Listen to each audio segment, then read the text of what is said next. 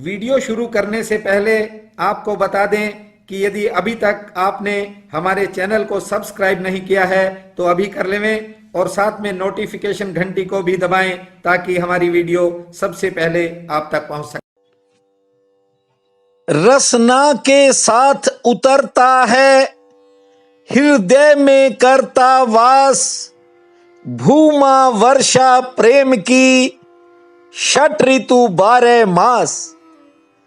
बंधुओं, परमात्मा रसना के रास्ते अर्थात ये जो जीव है इसके रास्ते आपके हृदय में उतरता है। और जानते हो, जब उतर जाता है तो फिर ऐसा नहीं है कि 6 ऋतुओं में, वह तो 12 महीने वर्षा करता है।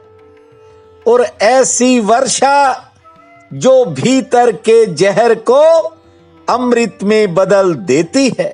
निज धर्म कहता है कि परमात्मा आपके जीवन का रचनाकार है, वह किसी विरोध में नहीं है।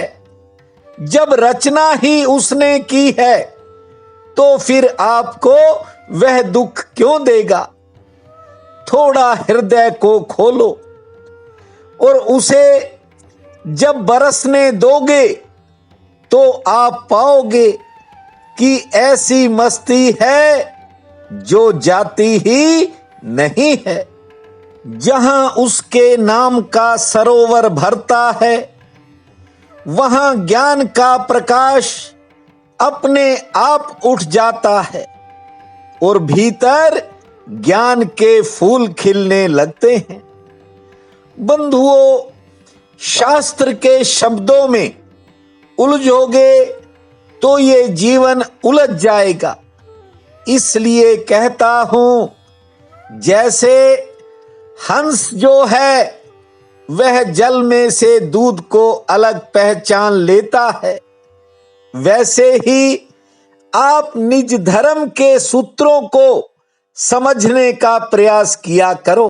ये जो मुश्किलें हैं, घर गृहस्थी की कठिनाइयां हैं, व्यापार और कारोबार की अड़चनें हैं, या फिर कार्य क्षेत्र का दबाव है, ये ऐसे ही चलता रहेगा। लेकिन मैं तुम्हें प्रतिदिन निमंत्रण देता हूं। किस बात का? सावन को बुलाने का। मैं आपको भीगने का निमंत्रण देता हूं कि आप निज धर्म के सूत्रों में भीगने का प्रयास किया करो। लेकिन सांसारिक लोग संसार में ही उलझे रह जाते हैं। बंधुओं, जिस धन को कमाने के लिए इंसान न जाने क्या क्या करता है, जानते हो, ये धन तरह तरह की चिंताएं भी साथ लेकर आता है, तरह तरह के डर और भय भी साथ लाता है और कई तरह के कलेश भी खड़े करता है। अर्थ का मतलब धन होता है और ये अर्थ बहुत सी व्यर्थ की चीजें साथ लाता है और जीवन में कई बार अनर्थ भी कर जाता है। मैंने सुना है कि एक व्यक्ति की पत्नी मर गई, 2 बच्चे थे, बच्चे छोटे थे। पति ने सोचा दूसरा विवाह कर लेता हूं। धन संपदा की कोई कमी नहीं थी, लेकिन इंसान है, उसकी फितरत अपनी होती है। शीघ्र ही कहीं रिश्तेदारी में से पत्नी ले आया। अब अधेड़ अवस्था में वह दूसरी पत्नी लाया है। जानते हो उसने क्या किया? एक दिन सो रहा था, सोते सोते को उठाया और कहा कि आप दूध पीना भूल गए। ऐसा विष मिलाया कि वह व्यक्ति परलोक चला गया। इसलिए कहता हूं, ये धन जो है इसे अर्थ कहते हैं। कई बार ये व्यर्थ की बातें भी साथ ले आता है और फिर अनर्थ होने में भी देर नहीं लगती। बंधुओं, एक जमाना था जब गृहस्थी इस धन के लिए, साधन के लिए मेहनत करते थे, फिर भी उनके पास ज्यादा धन नहीं होता था, आज भी नहीं है। लेकिन संत जो हैं आजकल के, वो करोड़पति हैं। गृहस्थी सारी उम्र करता करता थक जाता है, लेकिन फिर भी गृहस्थ आश्रम को शास्त्रों और वेदों ने धन्य कहा है, क्योंकि गृहस्थ में रहने वाला, परिवार में रहने वाला देता ही रहता है। बंधुओं, कपड़े रंगने से भगवान नहीं मिलता।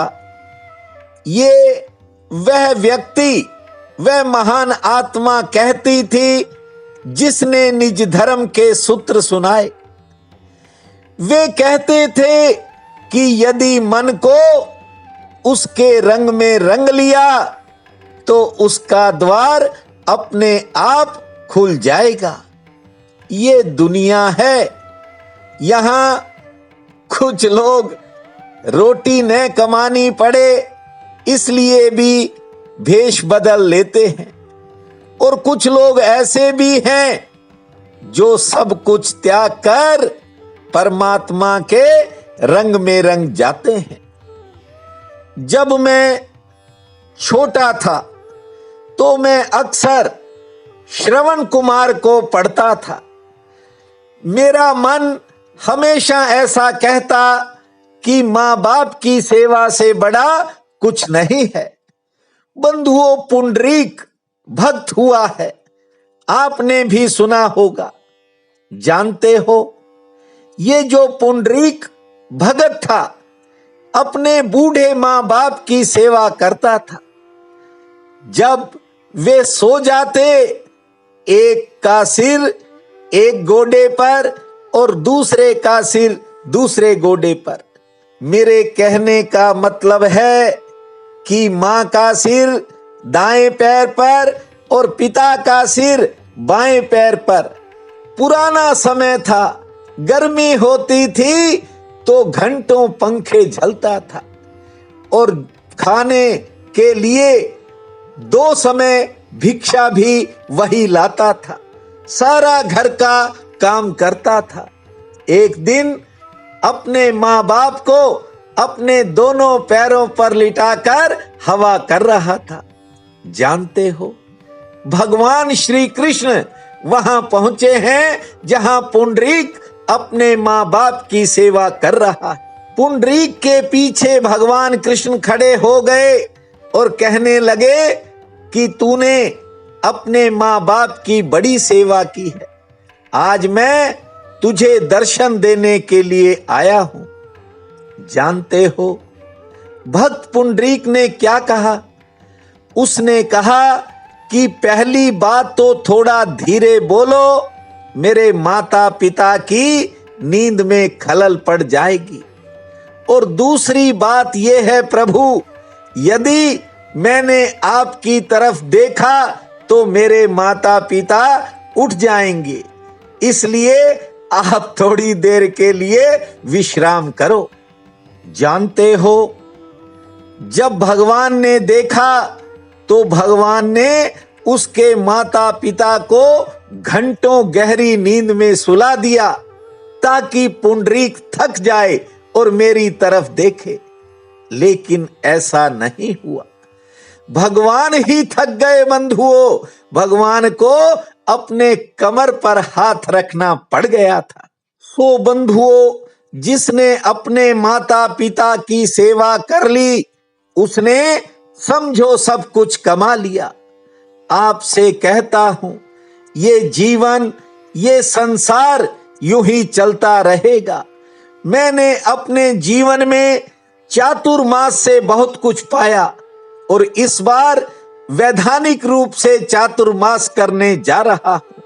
और आपको बता दूं, भले ही YouTube पर लाखों लोगों ने सब्सक्राइब किया हो और भले ही लाखों लोग सुनते हो, लेकिन 120 बहन भाइयों को इस बार यजमान बनाकर अपने इस चातुर्मास में सम्मिलित करूंगा।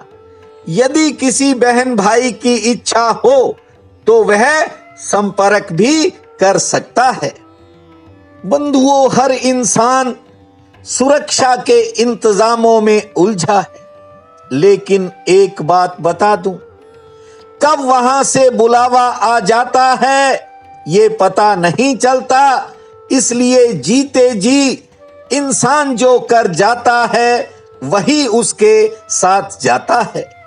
आज आषाढ़ कृष्ण पक्ष की द्वादशी है, बहुत ही पावन काल है। उठते ही अपनी हथेलियों को देखना, इसे कर दर्शन कहते हैं।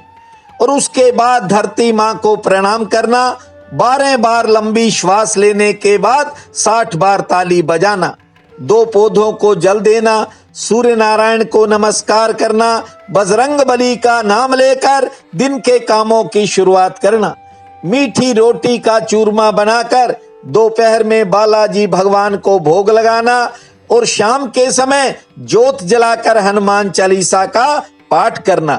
भोम भूमा भोम, ओम भूमा ओम, भोम भूमा भोम, ओम भूमा ओम, इस महामंत्र को जपना समय मंगलमय रहेगा।